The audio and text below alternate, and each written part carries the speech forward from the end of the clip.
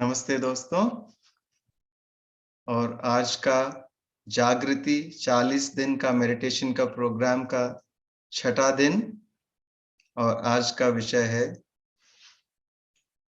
Awakening, यानी कि जो ये 40 दिन का प्रोग्राम का विषय है, यही मेन टॉपिक ही आज का विषय है, अवेकनिंग यानी कि जागृति। तो हम ये अवेकनिंग का क्या मतलब है हम समझेंगे। एक ध्यान की माध्यम से कैसे हम अपने आप को जागरूक कर सके। एक जागरूक मानव अगर हमें बनना है तो इसमें ध्यान का क्या आपको ध्यान कैसा सहायता दे सकता है जागरूक इंसान बनने के लिए, एक जागरूक मानव बनने के लिए, तो ये हम जानेंगे। और आज का भी जैसे कि हर एक दिन होता है, एक छोटा सा प्रेजेंटेशन होगा एक टॉपिक के ऊपर। और आज का टॉपिक जैसे मैंने पहले ही बताया है वो है अवेकनिंग यानी कि जागृति। और उसके बाद में हम फिर आनापानसति ध्यान करेंगे और उसके बाद में हमें प्रश्नोत्तर का समय, जिसमें आपको आपके कुछ डाउट्स होंगे या आपको कुछ प्रश्न पूछना है तो वो आप पूछ सकते हैं। तो चलिए आज शुरू करते हैं ये 40 दिन का जागृति ध्यान कार्यक्रम का छठा दिन का टॉपिक से हम आरंभ करेंगे। तो आपको ये प्रेजेंटेशन दिख रहा होगा। तो इसका विषय है ध्यान के चरण। मतलब जैसे कि अगर अभी आपको कहीं चढ़ना है तो अनेक सीढ़ियों से आप चढ़ के आपके मंजिल तक आप पहुंचते हैं। और उसमें ये चरणों का हमें अगर जानकारी हो तो जब हम ध्यान का हम अनुभव करते हैं और ध्यान में हमें तरह तरह के अनुभव आते हैं तो हमें ये मालूम होता है कि हम कहाँ पे हैं और हम कहाँ से शुरू कर रहे हैं और हम कहाँ तक पहुंचे हैं और हम कौन से चरण में हमारा अनुभव जारी हो रहा है अभी उस वक्त में। तो चलिए अभी हम ये स्टेजेस ऑफ मेडिटेशन के बारे में हम जानेंगे। Slide show visible नहीं।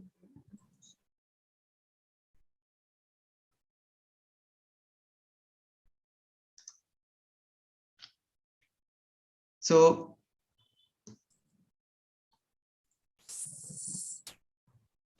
जैसे कि हम पहले स्लाइड शो शेयर करना है आपको। शेयर हाँ ओके।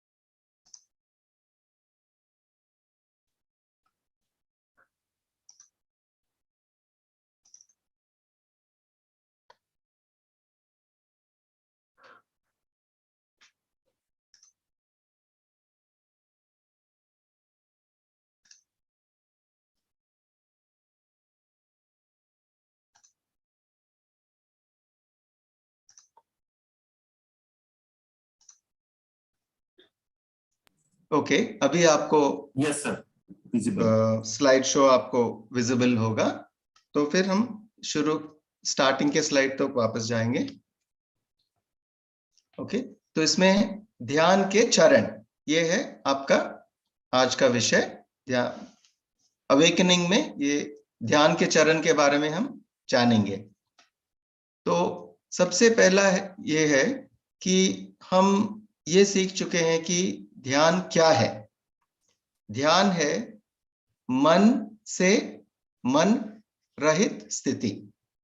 मतलब मन का जो पूरा हलचल जो होता है उसे हम बंद करके जब एकदम एक शांत स्थिति में मन रहित स्थिति में हम जाते हैं, वही ध्यान कहते हैं। माइंड टू नो माइंड, मन से मन रहित, ये ध्यान है। फिर और माइंड में जो कुछ हलचल होता है, चैटर, जब वो हम बंद करते हैं तब हम ये कह सकते हैं कि हम ध्यान कर रहे हैं। और हमें ये जो हलचल जो हो रहा है उसके साथ हमें अपना लगाव छोड़ देना चाहिए और हम अलग हो जाएं। ये जो चैटर से अगर कुछ भी हो रहा है तो उसको होने दो, लेकिन जो हमारे अंदर जो जो सच में मैं हूं, जो मैं एक आत्मा हूं और मैं एक जो चेतना हूं, जो मेरे अंदर, जब हम माइंड से अलग हो जाते हैं तो फिर हम ये कह सकते हैं कि अभी ध्यान हो रहा है, क्योंकि हम अभी माइंड से हमारा लगाव हम हटा देते हैं। तो हम उसके साथ इन्वॉल्वमेंट या उसका लगाव हम छोड़ देते हैं, उसमें हम शामिल नहीं होंगे। जो कुछ हो रहा है उसमें हम शामिल नहीं होंगे। जैसे कि अगर आप कहीं जा रहे हैं और बहुत भीड़ भाड़ है, कुछ बहुत झगड़ा हो रहा है, बहुत कुछ हो रहा है, और अगर आप उसके अंदर चले जाएंगे तो इस भीड़ भाड़ के आप भी उसके अंदर शामिल हो जाएंगे। तो अभी हम बोल रहे हैं कि ये जो सोच विचार का जो भीड़ भाड़ जो आपके मन के अंदर है, उससे उसमें आप शामिल नहीं होंगे, उसमें से आप निकल जाएंगे वहां से। तो यही है मन से मन रहित, या ये चैटर से हम मुक्त हो जाएंगे, हम वहां से अलग हो जाएंगे। और उसके बाद हम एक फोकस लेके आएंगे, मतलब एक हम उसके ऊपर हम एक धारणा लगाएंगे कि हम ये करना चाह रहे हैं। तो उस फोकस को जब हम लेके आएंगे तब हम ध्यान करने के लिए रेडी हो जाएंगे। तो सबसे पहले ये है कि ये एक प्रोसेस है माइंड से नो माइंड जाने का, यानी कि मन से मन रहित स्थिति में पहुंचने का। और ये हम तब संभव होगा जब हम ये जो अंदर हलचल हो रहा है, ये सोचों का हलचल, ये सोच विचारों का हलचल, उससे हम अपने आप को अलग कर लें। और एक तीसरा पॉइंट ये होता है कि हम एक हमारे अंदर एक धारणा रखेंगे कि हमें ध्यान करना है, हमें अभी सोचना नहीं है, हमें अपने सोच विचार के साथ लगाव नहीं रखना, हम उससे हम अलग हो जाते हैं। और हम ये धारणा जब हम बनाए रखेंगे तो फिर ध्यान होने लगता है। तो अगर हम सबसे अपना पहला ही कदम में ये सब हासिल नहीं कर सकते हैं, तो कम से कम हमें उस चैटर को या हलचल को हम उसकी रफ्तार को धीमी कर देंगे और उसको हम उस हलचल को कम करेंगे। तो क्रमशः तो धीरे धीरे करके हमारा अंदर ये ध्यान, ये जो सोचों का सिलसिला है वो कम होते जाएगा और अपने आप से थोड़ी देर में वो एक कम जीरो स्टेट या मतलब शून्य स्थिति तक हम पहुंच सकते हैं। और उसे हम डीप मेडिटेशन यानी कि बहुत गहरी ध्यान में हम बोल सकते हैं कि हम पहुंच जाएंगे। तो और एक टेक्निक या कि तकनीक इसको करने का क्या है कि ये सोच विचार को हम उस पे हम देखते हैं कि क्या हो रहा है, और इस एक सोच और दूसरे सोच के बीच में एक फासला, एक गैप होता है, एक अंतर होता है। उस अंतर को हम ऑब्जर्व करेंगे कि उस पे हम ध्यान देंगे। तो उससे क्या होता है, ये एक सोच हुआ, उसके बाद में और एक सोच आया, तो हम ये सोच और दूसरा सोच के बीच में जो अंतर होता है उस पे जब हम ध्यान देने लगते हैं तो अपने आप से वो अंतर बढ़ने लगता है और धीरे धीरे करके जो सोच होते हैं वो कम होने लगता है। ये और एक तकनीक है। तो ये सभी हैं तकनीक इसको ध्यान से मतलब मन से मन रहित स्थिति में जाने के लिए, यानी कि सोच से सोच रहित स्थिति, thought to thought free stage में पहुंचने के लिए। और एक है कि मौन। मौन का मतलब सिर्फ बाहरी मौन नहीं, लेकिन भीतरी मौन। जब हमें एक मौन का हम धारणा रखते हैं कि हमें मौन में रहना है, तो अपने आप से उसका असर सोच विचारों पर भी पड़ता है, जिसके वजह से हमारा सोच विचार अंदर से भी कम हो जाता है। तो हम न सिर्फ बाहरी मौन रखेंगे, बल्कि हम भीतरी मौन भी हम रखेंगे। तो ये एक सिस्टम है जिससे हम मन से मन रहित, यानी कि सोच से सोच रहित स्थिति में पहुंच सकते हैं। और ये सब ध्यान के हिस्से हैं। ये सब करने से हम कह सकते हैं कि हम असल में हम ध्यान कर रहे हैं, सच में हम ध्यान कर रहे हैं। तो फिर से हम इसको, ये 6 स्टेप्स को हम दोहराएंगे ताकि आप इसे आप याद रखें, क्योंकि ये बहुत महत्वपूर्ण स्टेप्स हैं ध्यान में और आगे बढ़ने के लिए। सबसे पहले ये है कि हमारा कोशिश हमेशा रहेगा कि सोच से सोच रहित या मन से मन रहित स्थिति में हमें पहुंचना है। और उससे सबसे पहले हमें अपना उसमें इन्वॉल्वमेंट या उसमें हम शामिल नहीं होंगे, उससे हम अलग हो जाएंगे, हमारे सोच विचारों से हम अलग हो जाएंगे, ये पहला है।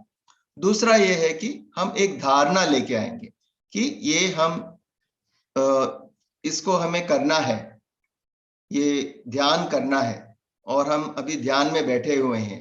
अगर ये धारणा हम लगाते हैं तो उस धारणा से ही सोच विचार अपने आप से कम होने लगते हैं। फिर नेक्स्ट पॉइंट अलग से, तीसरा पॉइंट ये है कि ये हमें उसे धीमा करना है। अगर हम सोच विचार को हम पूरी तरह से बंद नहीं कर पाते हैं, तो कम से कम उसका सोच विचारों को और धीमा कर सकते हैं। फिर नेक्स्ट पॉइंट ये है कि ये विचारों के बीच जो जगह है, मतलब जो गैप या अंतर है, एक विचार और दूसरे विचार, एक सोच और दूसरे सोच के बीच में जो अंतर है, उस अंतर को हम ऑब्जर्व करेंगे, यानी कि उस पे हम हमारा ध्यान देंगे। तो उससे क्या होता है, ये अंतर बढ़ते जाता है और जो विचार होते हैं वो घटते जाते हैं और धीरे धीरे करके विचार बंद हो जाएंगे और ये जो विचार और दूसरे विचार के बीच का अंतर है वो फासला बढ़ते जाएगा और जब वो कंप्लीट हो जाएगा तो हम आपके पूरे सोच विचार बंद हो जाते हैं।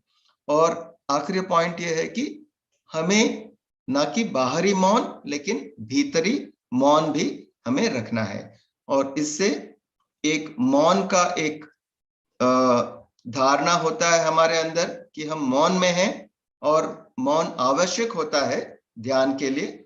बाहरी मौन के अलावा भीतरी मौन भी आवश्यक है ध्यान करने के लिए। तो अभी हम समझेंगे कि ये जो स्टेप्स हैं इसके लिए, ध्यान करने के लिए, तो इसमें महर्षि पतंजलि क्या कहते हैं और गौतम बुद्ध क्या कहते हैं, और इन दोनों को हम जब समझेंगे तो हमें ये समझ में आएगा कि भले कि शब्द अलग अलग हों, लेकिन ये विचार एक ही तरह के हैं और सिर्फ बोलने का ढंग अलग अलग है, लेकिन ये हमारे जो दोनों के विचार हैं वो एक ही है। और ये सिस्टम ऑफ ये ध्यान जो दोनों ने सिखाया है, उसमें जो स्टेप्स को हम समझेंगे तो हमें ध्यान करने के लिए बहुत सहायक होते हैं। तो महर्षि पतंजलि कहते हैं कि अभी एक सविर्तक या सकल, मतलब ये ग्रॉस, मतलब ये स्थूल शरीर जो फिजिकल है, तो उसके बारे में बोलते हैं। उसके बारे में उसका अलग होता है ये सूक्ष्म स्थिति, जिसे हम सटल बॉडी बोलते हैं। और उसके बाद में एक सानंद या आनंद के साथ जो रहते हैं, तो उसे हम बोलते हैं कि वो ब्लिस स्टेट जो बोलते हैं। ये अलग अलग स्टेट्स हैं। जब हम अब पूरी तरह से ये फिजिकल बॉडी, यानी कि ये स्थूल शरीर पर हमारा फोकस रहता है, तो हम बोलते हैं कि ये एक सवितर्क स्थिति है। और जब हम सूक्ष्म शरीर में हमारा फोकस रहता है तो फिर हम उसको सविचार स्थिति बोलते हैं। और जब ये हम आनंद की स्थिति में होते हैं तो फिर उसे हम बोलते हैं सानंद स्टेट। और उसके ऊपर जब हम ध्यान में एक समाधि स्थिति जैसी मिल जाती है, तो प्राप्त होती है, तो फिर उसे हम बोलते हैं कि ये एक आइनस या वननेस, मतलब पूरा संसार, मतलब पूरा सृष्टि जो है वो एक है और हम उसमें एक हैं। ये उस वननेस का या आइनस का अनुभव जब हम करते हैं तो फिर हम उसे बोलते हैं सस्मित स्थिति। और उसके ऊपर और एक स्थिति है जिसमें हम बोलते हैं कि बिल्कुल ऑब्जेक्टलेस या कि मतलब एक शून्य स्थिति जैसे हम कह सकते हैं उसको। तो उसको हम बोलते हैं असंप्रयत्न स्थिति, और जिसे हम बोलते हैं ऑब्जेक्टलेस स्टेट। तो अभी स्टेजेस हम देखते हैं, जैसे कि महर्षि पतंजलि और गौतम बुद्ध के जो स्टेजेस उन्होंने सिखाए थे ध्यान में। तो जब अगर हम पतंजलि के योग सूत्र में देखते हैं तो उसमें सबसे पहला स्टेज होता है आसन। और महर्षि पतंजलि ने कहा था आसन, कैसा आसन होना चाहिए ध्यान करने के लिए? स्थिर सुख आसन। मतलब आप बिना हिले बैठें और सुखासन में बैठें, जैसे कि आपको, आपके शरीर को बिल्कुल कोई कष्ट न हो, कोई कठिनाई या दिक्कत न हो, और आप उसके ऊपर हम स्थिर सुख आसन, वैसा आसन में बैठेंगे जैसे आप हिलेंगे नहीं और आप सुखासन में भी बैठे हुए हैं। तो किसी के लिए सुखासन पद्मासन हो सकता है, लेकिन किसी के लिए वो दुख आसन हो सकता है क्योंकि वो नहीं कर सकते हैं। तो हमें हमेशा देखना चाहिए कि हमें क्या सुखासन है। और दूसरी बात यह है कि सुखासन, लेट जाना भी सुखासन नहीं है, क्योंकि उससे हम नींद में चले जाते हैं और नींद से ध्यान नहीं होता है। तो बैठे रहना और कंफर्टेबली बैठे रहना, सुखासन में बैठना, ये उत्तम है ध्यान करने के लिए। और अगर आपको पद्मासन बहुत कंफर्टेबल है तो आप पद्मासन में ही बैठ के ध्यान कर सकते हैं पूरा, या तो सिद्धासन कर सकते हैं, या तो सिर्फ आप क्रॉस लेग जैसे नीचे बैठ के बैठ सकते हैं, या वो भी अगर आपको मुश्किल है तो फिर आप कुर्सी में भी बैठ के ध्यान कर सकते हैं। तो दूसरा स्टेप जो महर्षि पतंजलि का था उसमें था प्राणायाम। तो प्राणायाम का इधर ध्यान में मतलब है कि आप सांस पर ध्यान देना, अपने सांस पर, साधारण सरल सांस जो है उस पर ध्यान देना। अगर उस पर आप जब ध्यान देते हैं तो उसे हम कहते हैं प्राणायाम। तो सबसे पहला हो गया आसन, दूसरा हो गया प्राणायाम। ये दूसरा स्टेप पतंजलि महर्षि का। और उसके ये हम कंप्लीट करने के बाद फिर हम गौतम बुद्ध का स्टेप्स हम देखेंगे और ये दोनों में कंपैरिजन हम करेंगे। फिर तीसरा स्टेप है महर्षि पतंजलि का, वो है प्रत्याहार। प्रत्याहार का मतलब होता है कि आपका जो सेंसेस हैं, मतलब छूने का, देखने का, सुनने का, सूंघने का, तो ये 5 जो हमारे सेंसेस हैं, उस सेंसेस को हमेशा, सेंसेस का फोकस आउटवर्ड रहता है, बाहरी तरफ जाता है, उसे हम अंदर करेंगे। मतलब जो बाहर के जो सेंसेस हैं उससे हम छुटकारा पाके हम अंदर की ओर जब हम देखने लगेंगे तो उसे हम कहते हैं इनवर्डिंग द सेंसेस, यानी प्रत्याहार। प्रत्याहार ये एक थर्ड स्टेप है इसमें महर्षि पतंजलि का।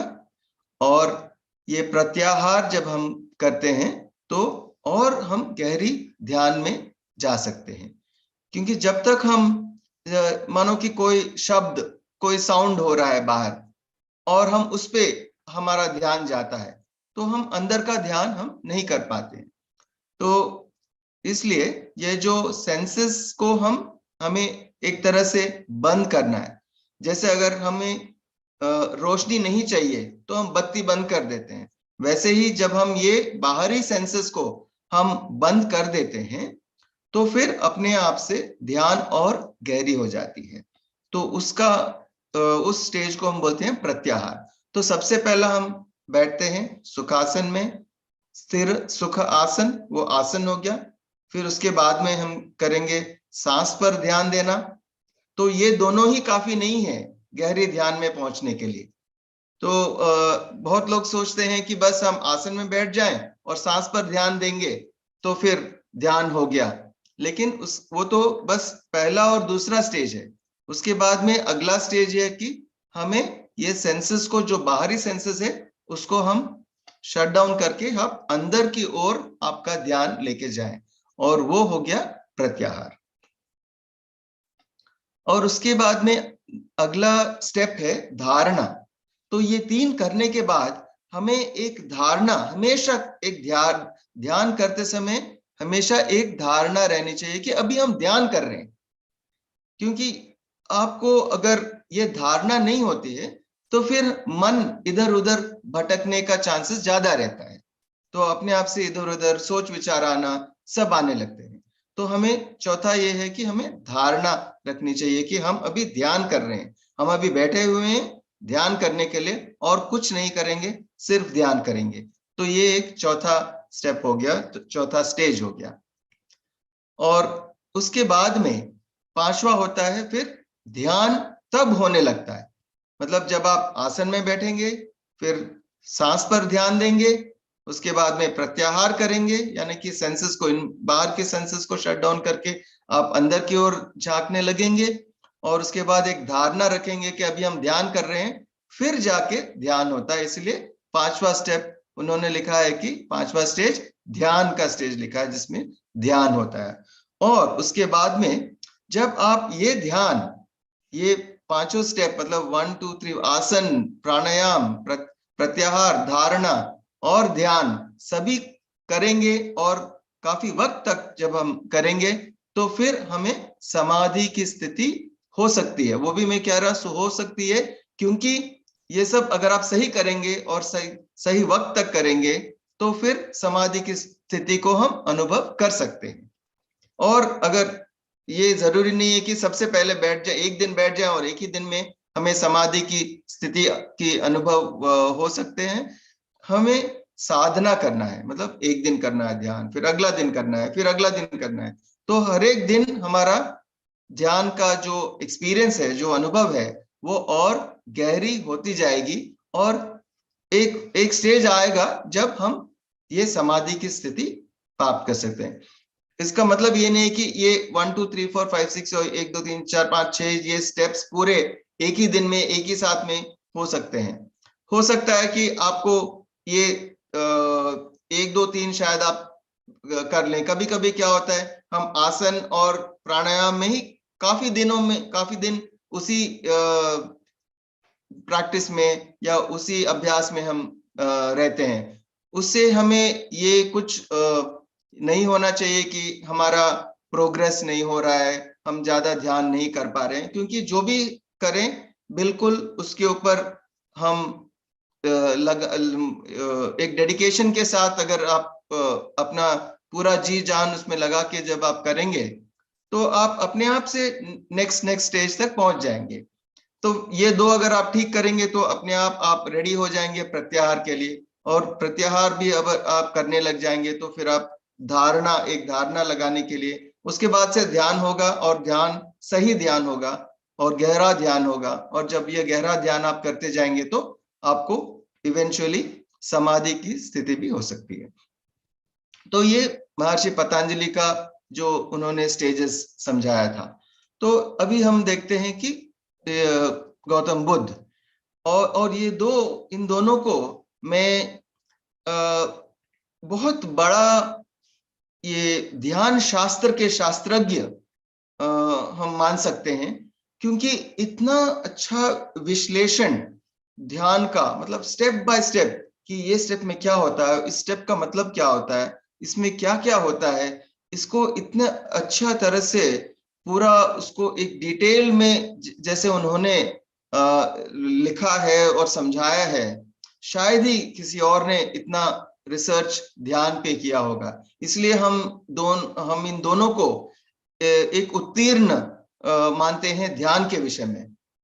तो इसलिए हम इनका ही एग्जाम्पल हमेशा देते हैं कि जब हम ध्यान हमें सीखना है या किसी को सिखाना है, तो हमेशा महर्षि पतंजलि और गौतम बुद्ध को हम एक ऐसा एग्जाम्पल्स मानते हैं जो ध्यान के लेवल में बिल्कुल हाईएस्ट स्टेजेस में जो पहुंचे हैं और हाईएस्ट विजडम ध्यान के बारे में सिखाए हैं। तो अभी हम गौतम बुद्ध का ये स्टेप्स हम देखते हैं कि कैसा ये समझाते हैं कि उनका स्टेप्स क्या है। अब तो उससे पहले मैं एक क्लैरिफिकेशन आपको दे दूं कि आपने ये पतंजलि महर्षि का अष्टांग मार्ग सुना होगा, और ये अष्टांग मार्ग में ही 6 स्टेप्स हैं। तो आपको शायद डाउट होगा कि ये बाकी स्टेप्स क्या है, तो वो है यम नियम। तो ये होते हैं कोड ऑफ कॉन्डक्ट, मतलब कैसा जीना चाहिए, कैसा व्यवहार करना चाहिए, तो ये यम नियम होते हैं। और उसके बारे में हम नहीं कहते क्योंकि वो प्रैक्टिकल लिविंग का सिस्टम के बारे में है और ध्यान के बारे में कम है। लेकिन अगर हम अच्छे ध्यानी बन जाएंगे तो अपने आप से यम नियम जो है वो सही हो जाएंगे। मतलब आपका बोलने का ढंग, आपका व्यवहार करने का ढंग, सब कुछ अच्छे के लिए बदल जाएगा जब आप अच्छे ध्यानी बन जाएंगे सबसे पहले।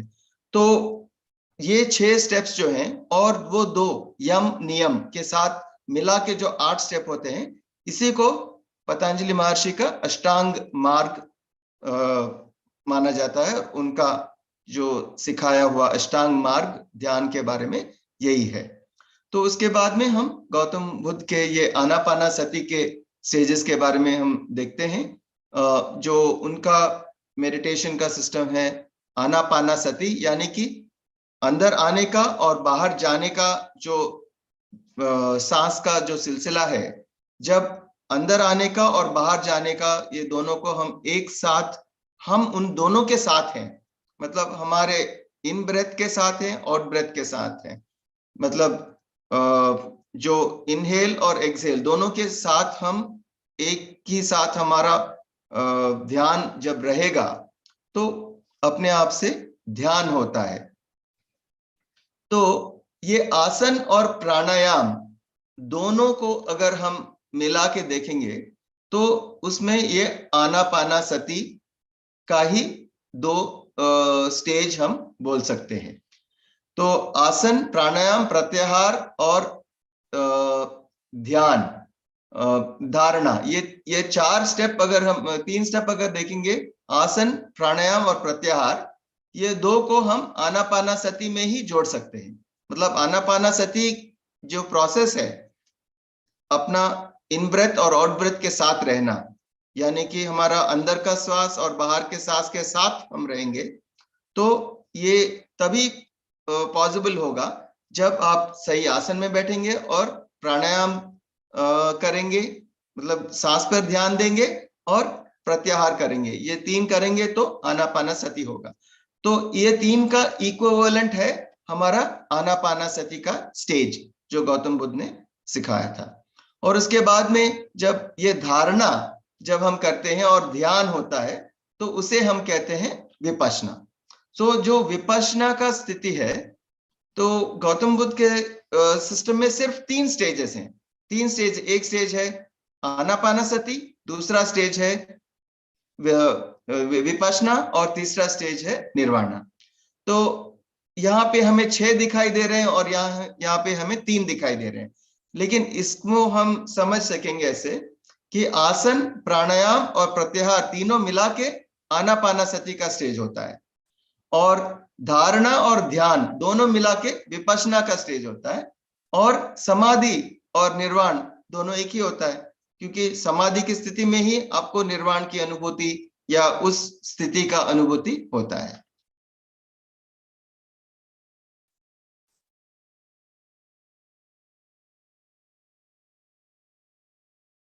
तो अभी मैं जो बोल रहा था कि ये अष्टांग मार्ग में 8 स्टेप्स, यम, नियम, आसन, प्राणायाम, प्रत्याहार, धारणा, ध्यान, समाधि।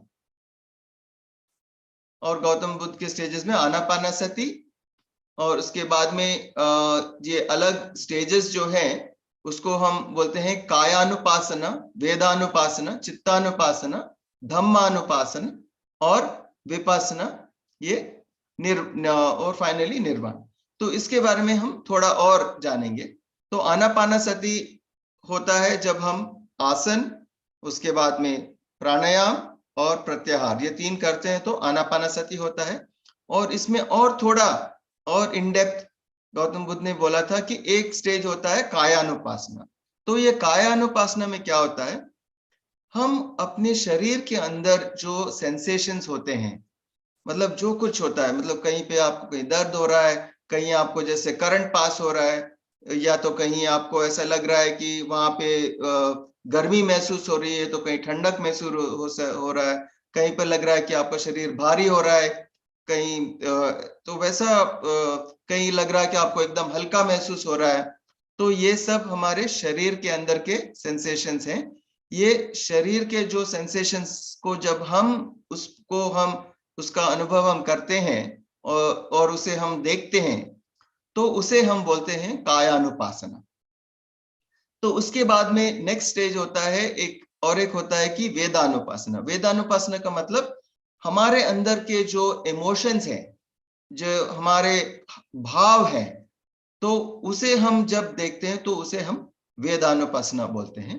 उसके बाद में हम देखते हैं चित्तानुपासना। चित्तानुपासना मतलब अपना सबकॉन्शियस जो है, तो उसके अंदर का जो हमें एक्सपीरियंस होता है, अनुभव होता है, तो उसे हम बोलते हैं चित्तानुपासना।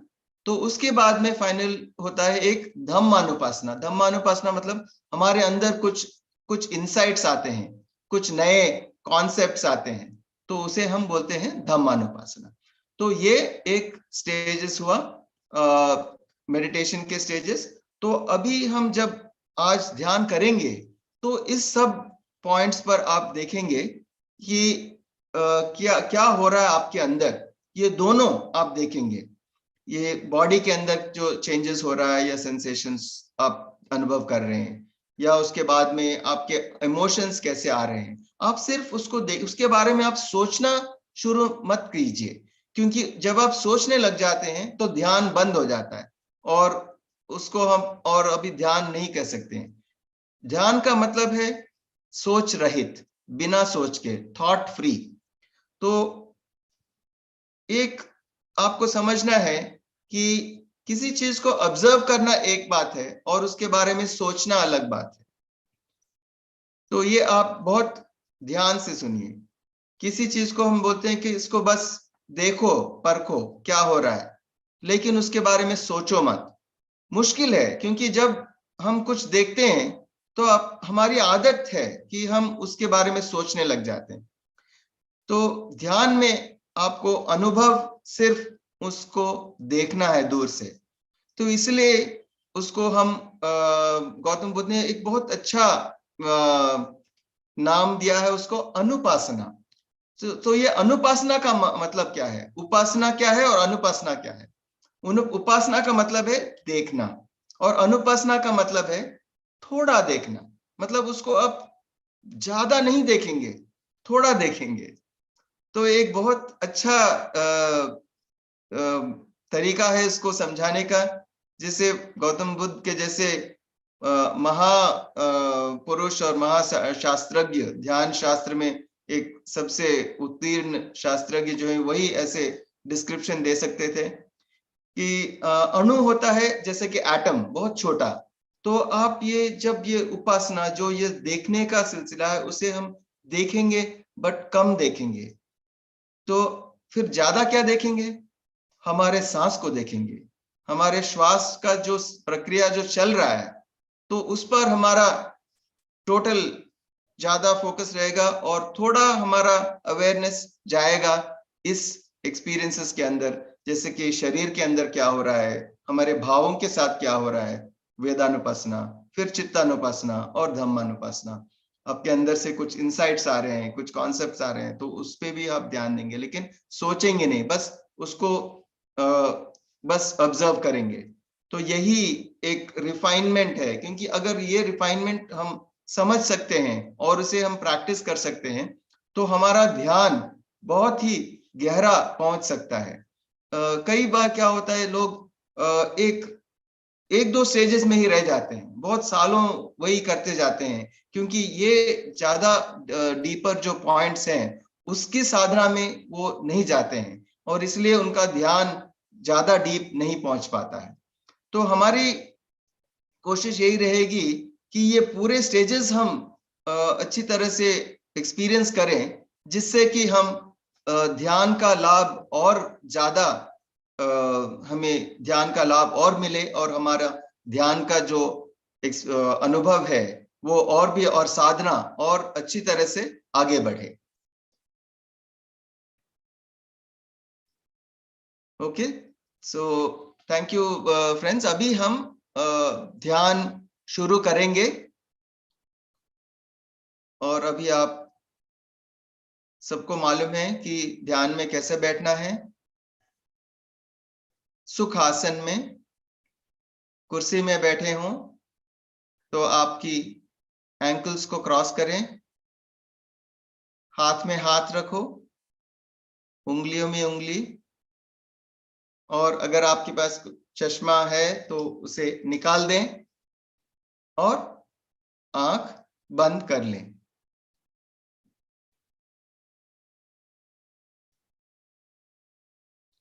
और सांस पर ध्यान देने लगे।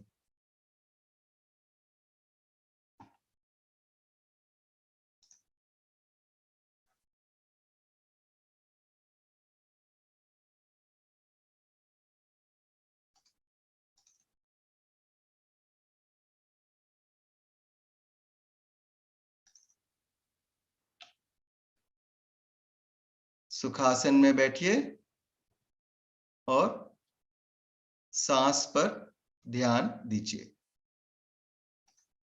आपका सांस कैसे अंदर आ रहा है और कैसे बाहर जा रहा है।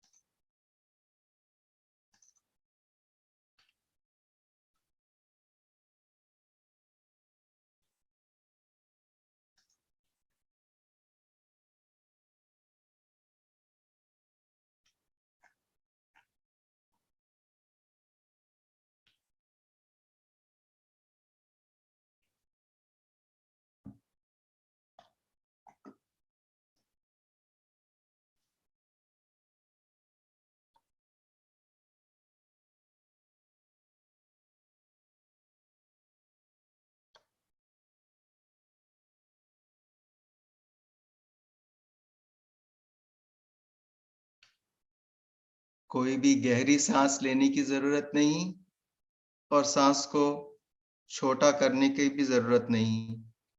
केवल अपना साधारण, सरल, सहज सांस पर ध्यान दीजिए।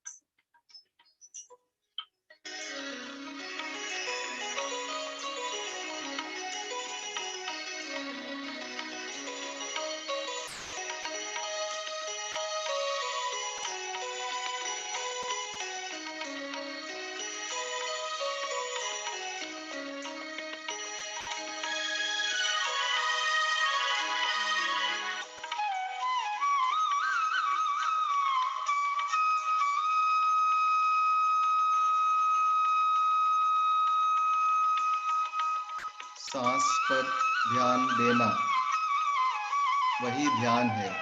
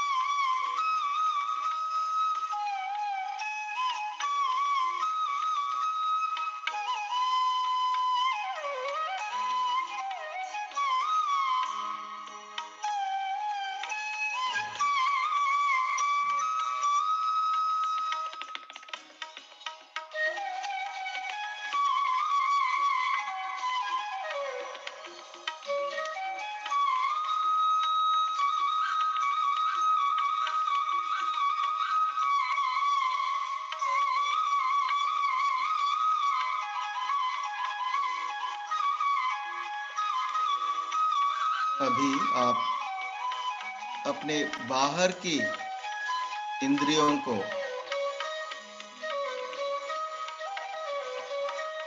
अलग रखेंगे और अपना ध्यान अंदर की तरफ लेके जाएंगे। बाहर की दृष्टि को छोड़ के अंदर की दृष्टि को देखें।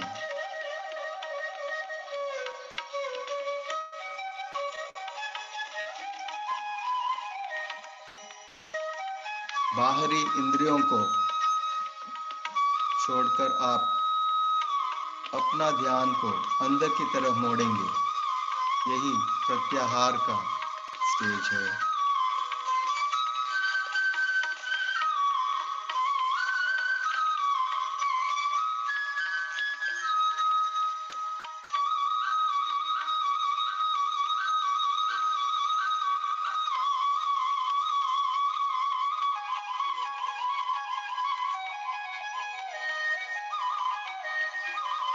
और आप एक धारणा लगाएंगे कि अभी इस वक्त सिर्फ ध्यान करने के लिए बैठे हुए हैं।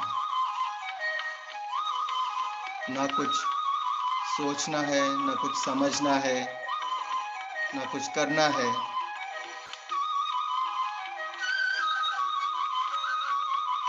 ना कुछ देखना है, सुनना है, कुछ नहीं। सिर्फ हम अभी ध्यान कर रहे हैं। यही धारणा के साथ बैठिए।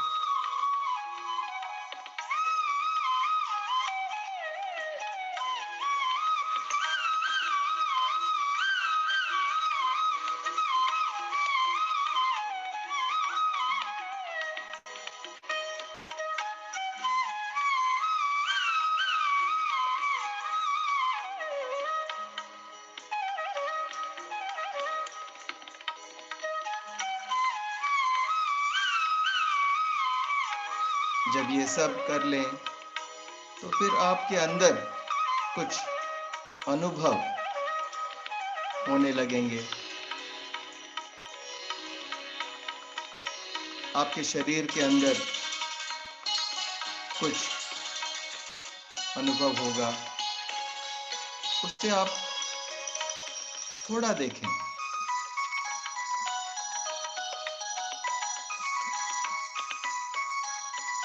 कायानुपस्थिति, थोड़ा देखें शरीर के अंदर क्या हो रहा है। आप थोड़ा देखें। आप ज्यादा अपने सांस पर ध्यान दीजिए और थोड़ा शरीर में क्या हो रहा है वो देखिए। लेकिन कुछ हो रहा है तो उसके बारे में सोचना नहीं कि ये क्या हो रहा है, क्यों हो रहा है। कोई भी सोच ध्यान के विरुद्ध है।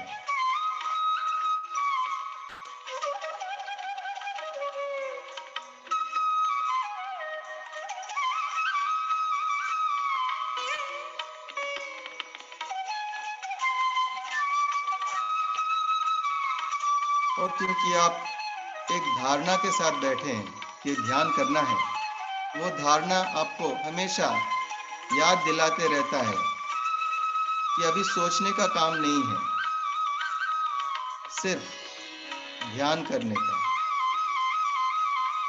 ज्यादा ध्यान सांस पर और थोड़ा थोड़ा ध्यान शरीर के अंदर क्या हो रहा है, उसके बाद में आपके भाव,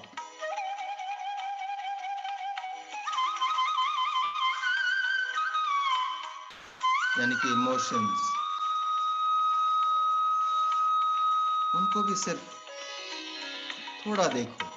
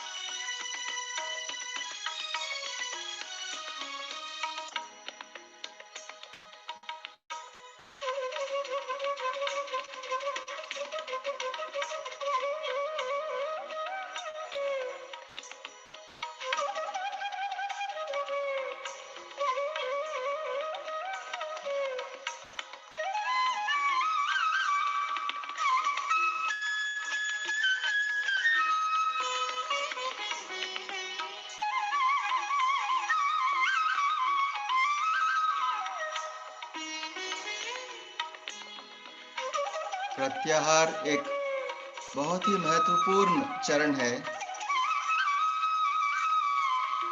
जिसके अभ्यास से ध्यान और गहरी स्थिति में पहुंच सकती है।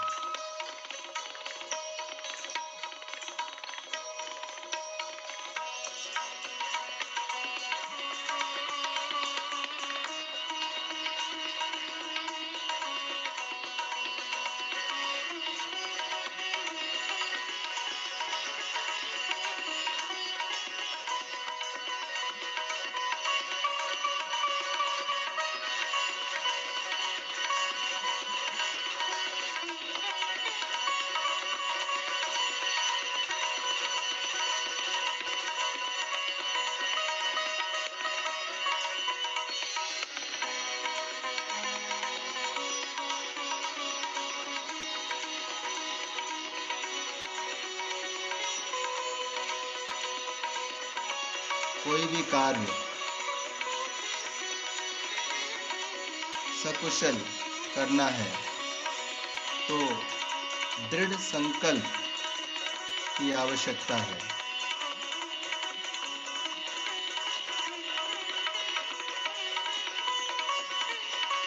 और सही धारणा से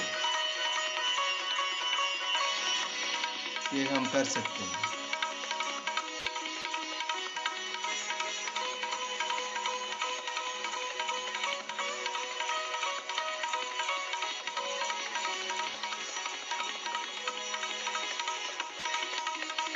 प्राणायाम के साथ प्रत्याहार और धारणा,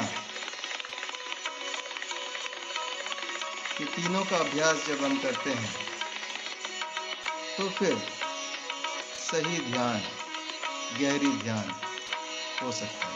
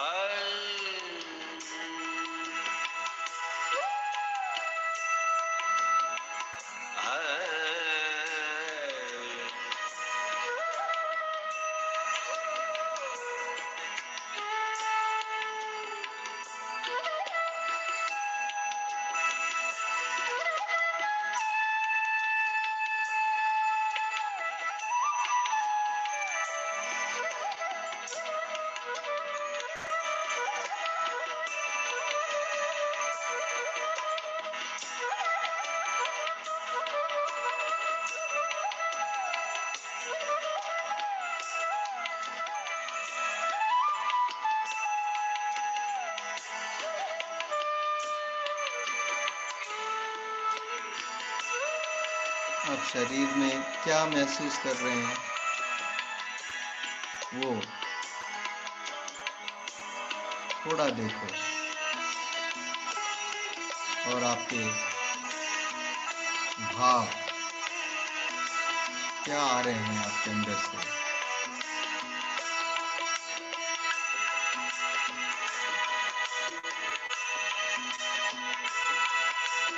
उसे भी थोड़ा देखो।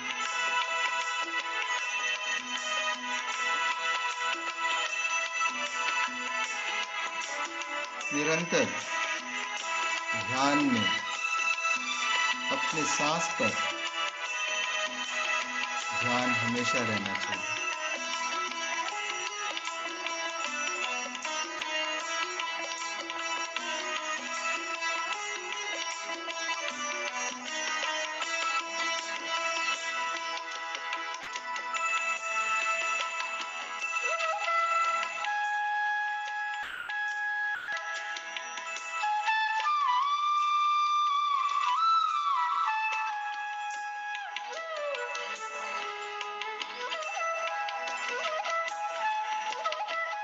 जैसे कि अगर हम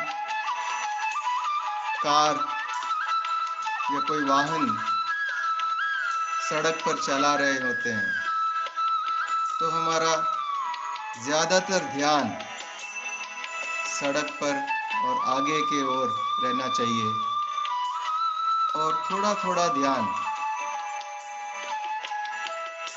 दाईं ओर और बाईं ओर भी होना चाहिए, लेकिन ज़्यादातर ध्यान सड़क पर और सामने। वैसे ही ज़्यादातर ध्यान हमारा सांस पर रहना चाहिए और थोड़ा थोड़ा आप सिर्फ देखेंगे आपके शरीर के अंदर क्या हो रहा है और आपके भाव क्या हो रहा है आपके अंदर, आपके इमोशंस कैसे बदल रहे हैं, कैसे चल रहे हैं।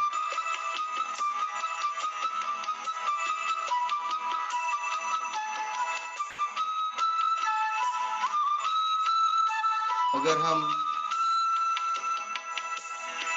ये शरीर के अनुभव और ये भावों पर ज़्यादा ध्यान देने लग जाएंगे तो फिर सांस पर से ध्यान कम हो जाएगा और इसमें ध्यान में बाधा पहुंचती है।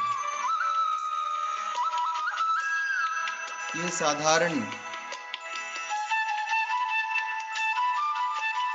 विषय हमें याद रखना चाहिए हमेशा ध्यान करते समय।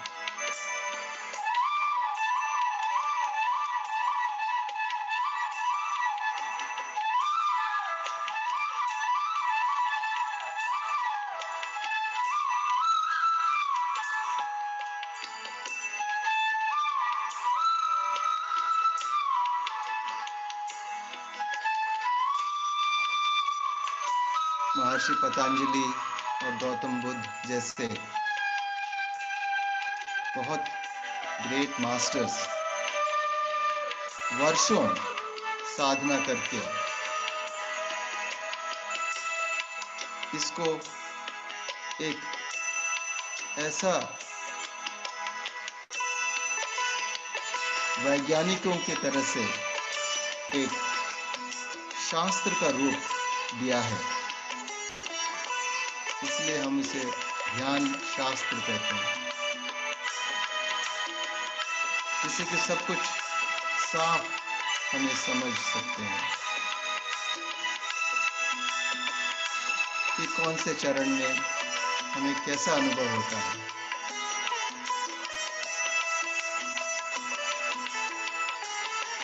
और एक चरण के बाद अगला चरण में हमें क्या करना चाहिए और उस चरण में हमें क्या अनुभव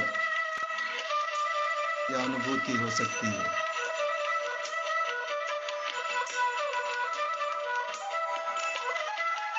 जैसे कि हम फिर से वाहन चलाने का मैं उदाहरण दूंगा। जैसे अगर आपके पास गूगल मैप्स है तो आपको पहले से ही पता चल जाता है कि अगला मोड़ पर क्या आएगा और हमें कहाँ मुड़ना है और मुड़ने के बाद फिर हमें क्या दिखाई देगा।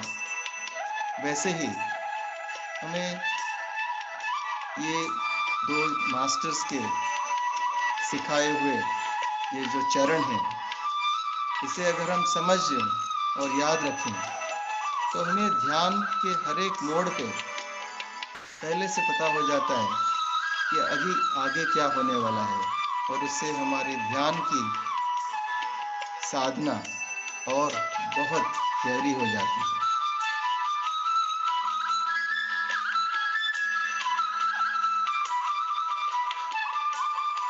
ध्यान एक अद्भुत प्रक्रिया है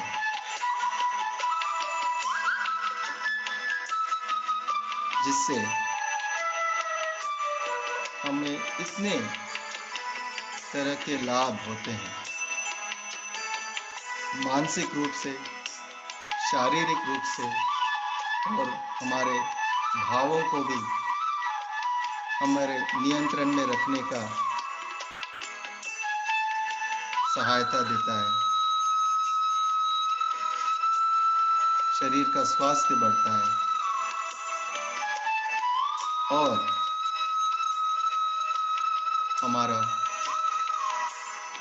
आध्यात्मिक विकास भी होता है।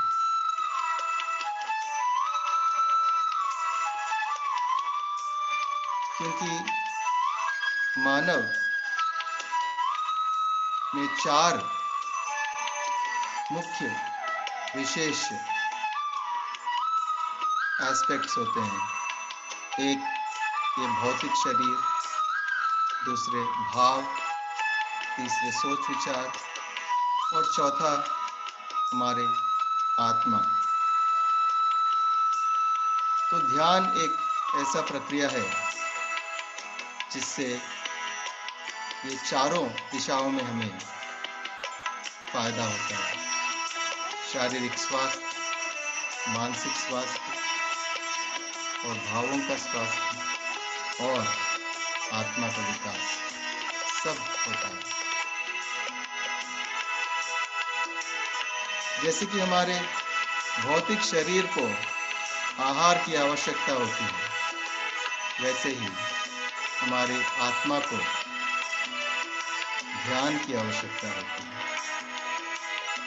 आहार से भौतिक ऊर्जा मिलता है, भौतिक फिजिकल एनर्जी हमें जो मिलता है, जिससे हमारा शरीर चलता है। लेकिन ध्यान से ये कॉस्मिक एनर्जी यानी कि विश्व शक्ति, प्राण शक्ति, वो हमारे अंदर आती है, वो सिर्फ ध्यान से आती है।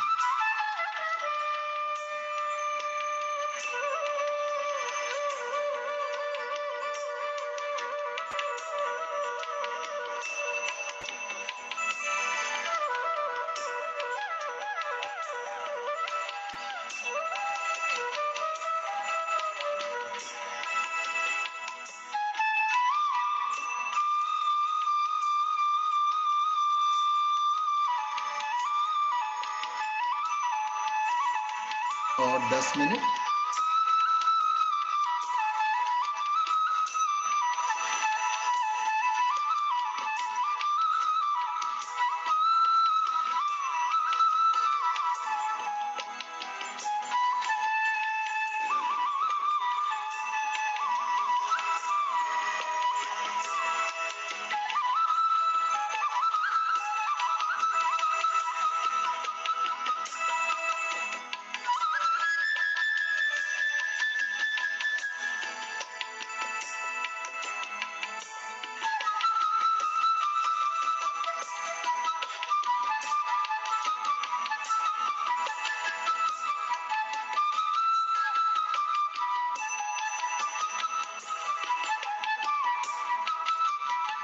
अपने सांस के साथ ही रहिए अगला 10 मिनट तक।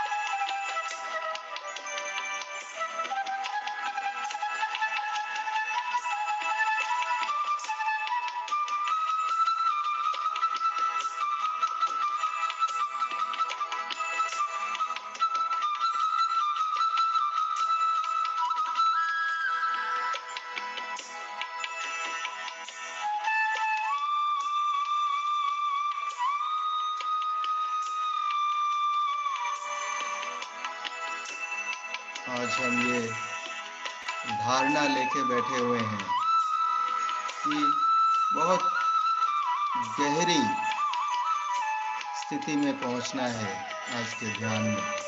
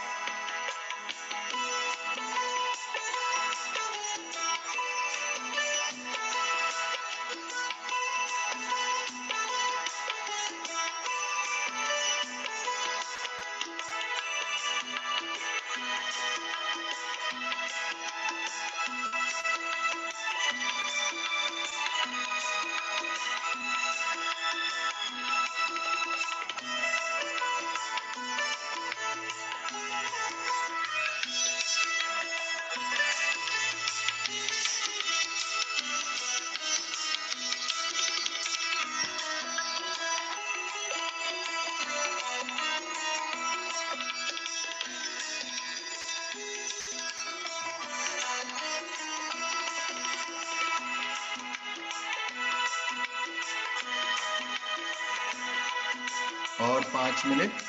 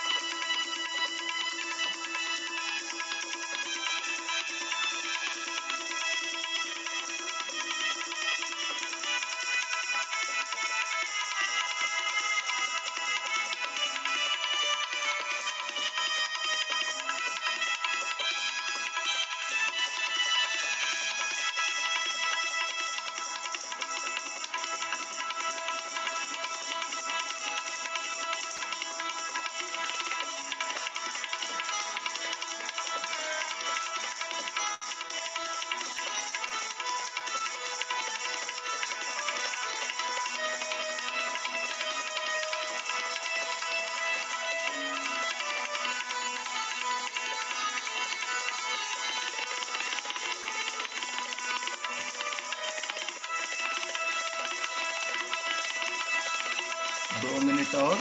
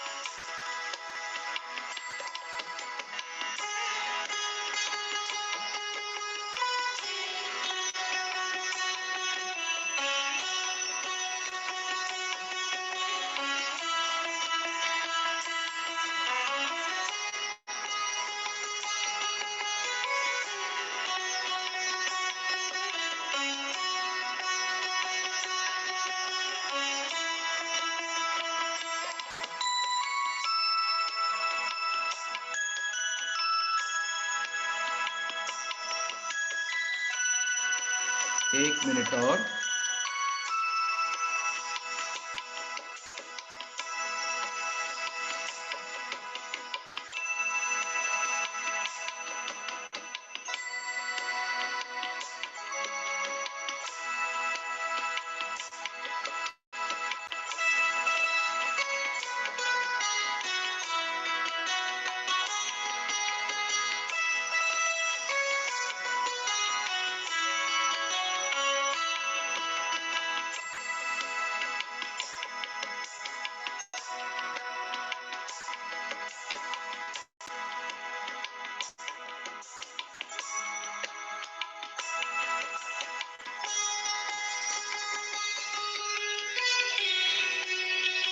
सेकंड और।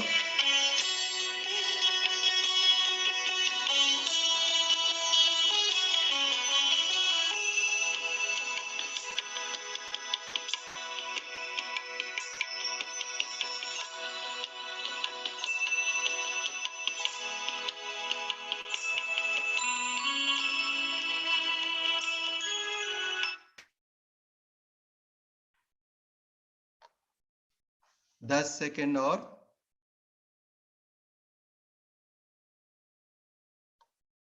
5 4 3 2 1 0। अभी आप हाथों को रगड़ के उंगली आंखों पे कुछ सेकंड रख के धीरे धीरे आपकी आंखें खोल सकते हैं।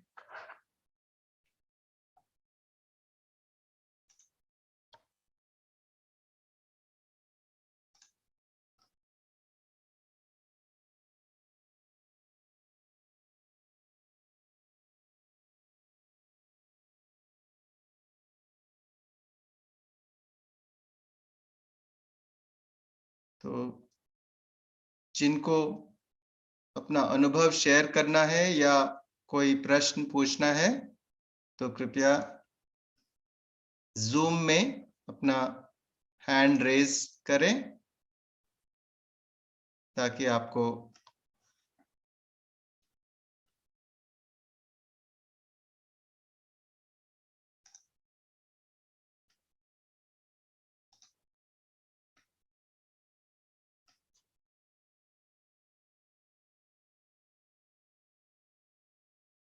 तो स्नेहा जी आप अनम्यूट करके बात कर सकते हैं। प्रणाम सर।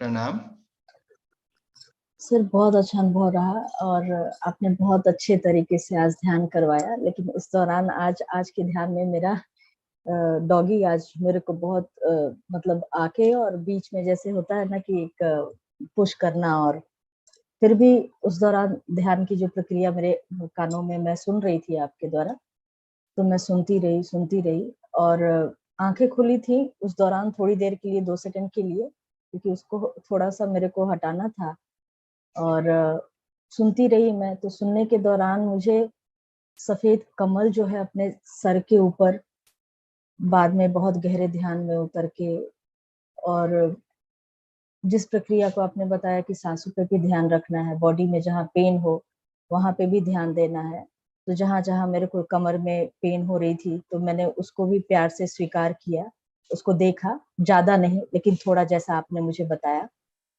तो थोड़ा देखा, फिर सांस पे ध्यान दिया। फिर उसके बाद अब ये मेरी कल्पना थी या अनुभव मुझे नहीं पता है, विष्णु भगवान दिखे और सर के ऊपर एक सफेद कमल, बहुत लाइट कलर में, और उसपे एक महीन किरणें जो है बरस रही थी उस कमल के ऊपर। और जब मैं और डीप में गई तो मुझे ये संदेश मिला कि मैं जागृत अवस्था में भी इस ध्यान से जुड़े रहने का प्रयास करूं, जागृत अवस्था में भी इस ध्यान को मैं छोड़ू ना, प्रयास करते रहूं कि जुड़े रहूंगा। आपने बहुत अच्छा ये एक लास्ट सेंटेंस आपने बोला कि जागृत अवस्था में भी ध्यान जैसी स्थिति में मुझे रहना है। तो ये अपने आप से हो जाता है। जब आप ध्यान रेगुलरली करते हैं कि रोज 1 घंटा जब आप ध्यान करते हैं तो उसका असर अगले 23 घंटे पर अपने आप से हो जाता है। मतलब आपके बाकी के घंटों जो होता है दिन का, उस समय में आप में जागरूकता बढ़ती है। तो वो दिन प्रतिदिन ध्यान की साधना करने से वो अपने आप से हो जाती है। लेकिन आपको ये संकल्प भी आया, वो बहुत अच्छा है। Thank you for sharing. धन्यवाद। मंजरी जी,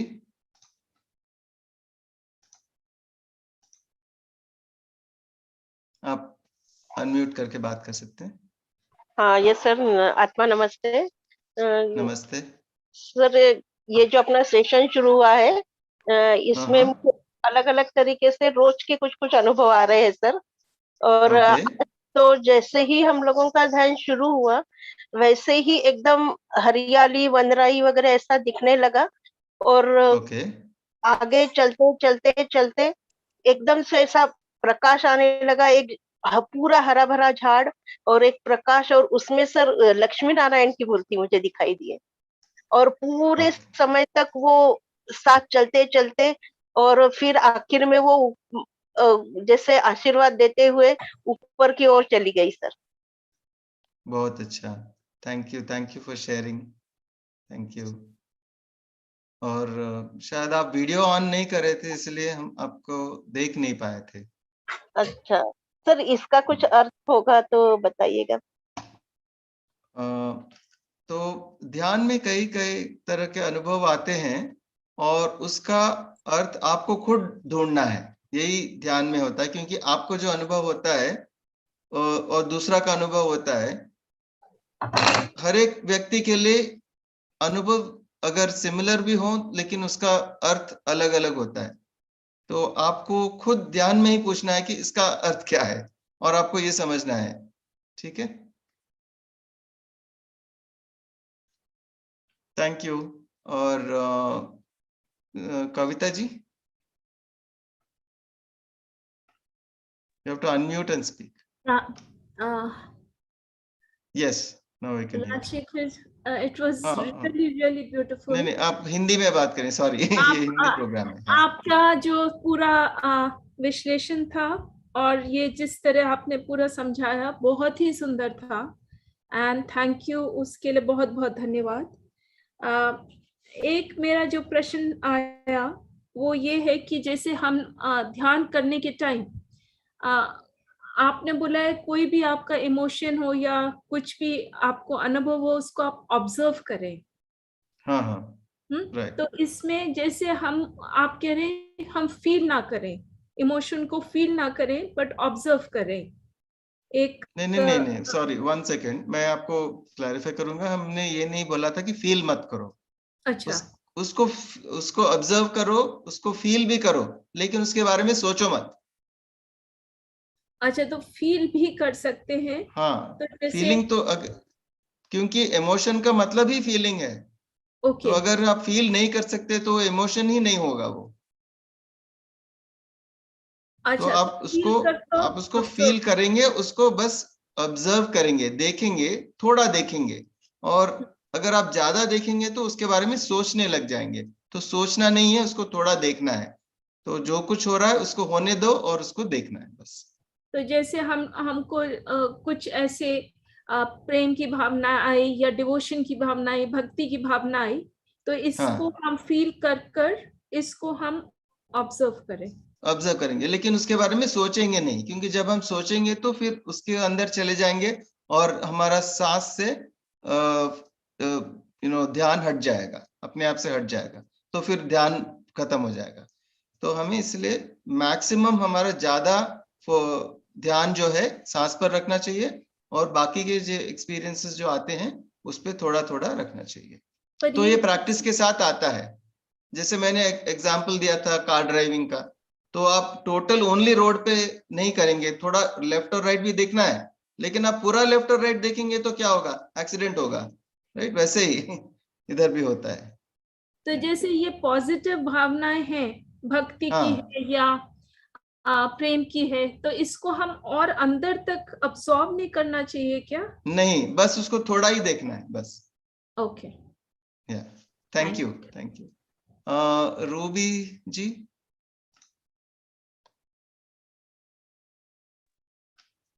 नमस्ते सर। नमस्ते। नमस्ते सर। तो बहुत ही अच्छे से आपने एक्सप्लेन किया, बहुत ही अच्छा लगा सर।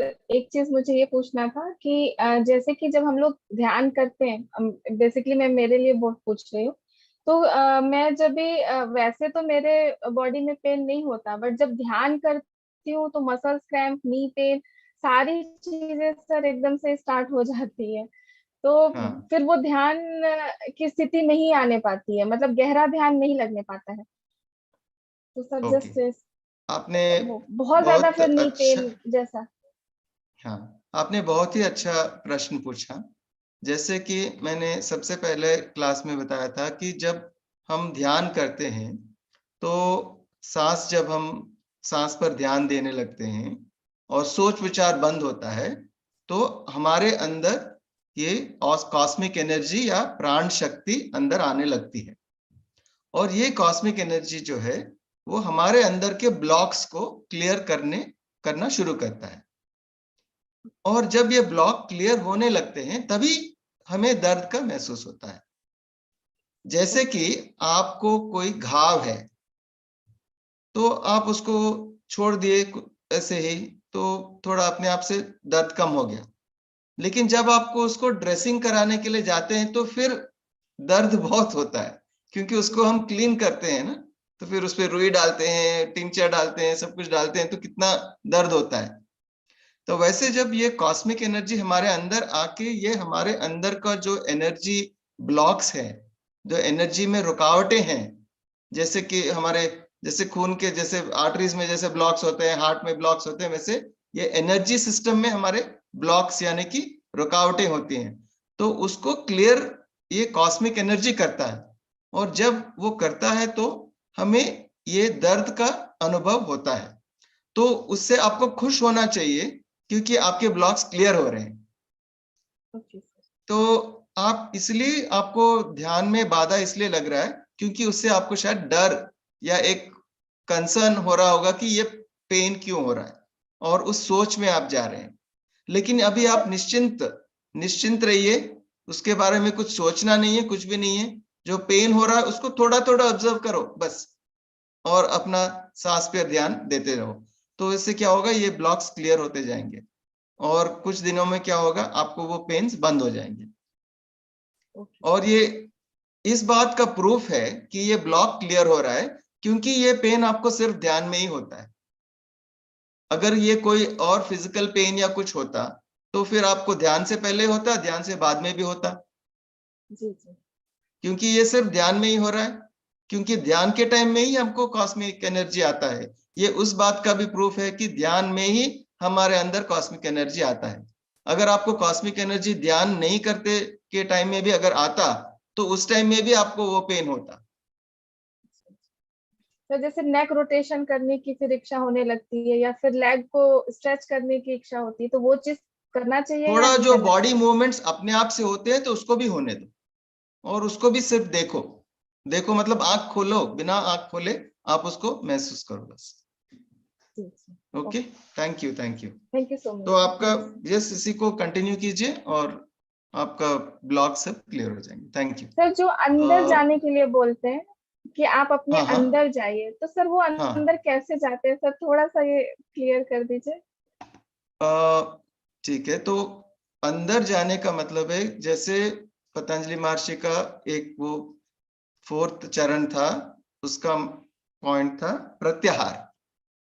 प्रत्याहार का मतलब जो बाहर के सेंसेस है, मतलब बाहर की इंद्रियां हैं, एक्सटर्नल इंद्रियां हैं, तो उस पे फोकस कम करो और अंदर देखो। जब आप बाहर का बंद कर देते हैं फिर अपने आप से अंदर देखते हैं।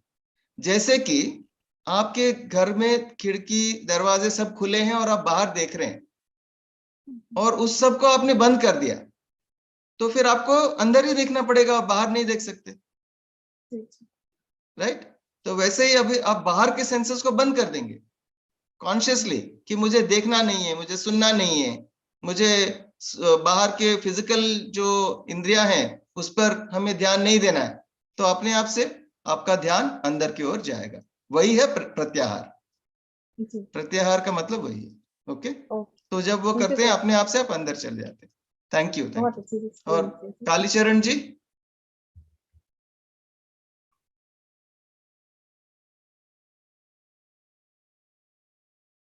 हेलो। हाँ हेलो, बोलिए।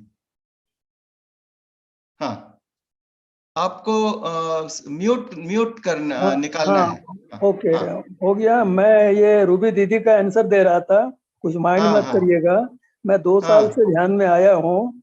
हाँ मेरे हाँ को फर्स्ट थ्री मंथ इतना हाँ बॉडी में पेन होता था, इतना पेन होता था, मैं मुक्का से मारता था।